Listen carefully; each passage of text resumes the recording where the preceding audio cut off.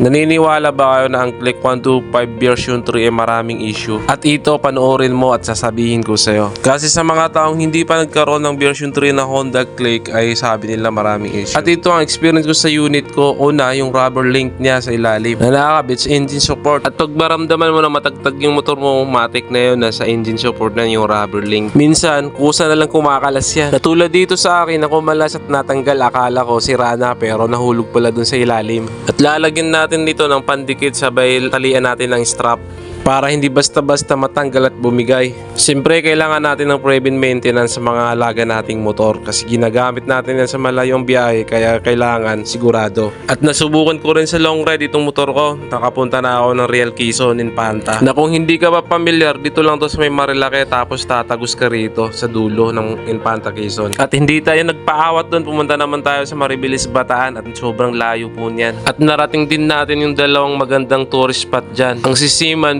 Budik at saka Five Fingers at iniikot namin ang buong Bataan tapos pauwi. At dito ko napatunayan ang nagsasabi na Honda Click version 3 ay maraming issue. Hindi pala totoo yun. Siguro baka natapat lang sa kanya yung sinasabi nilang factory defect. At pagkatapos namin yung rides namin sa may Bataan, dumiretso na naman kami sa may Baguio. At para masubukan ko rin kung gaano kalayong mararating ng Honda Click natin. Pero isa sa kagandahan nitong ganitong motor na 125, napakatipid talaga. Tamang chill ride lang mga idol.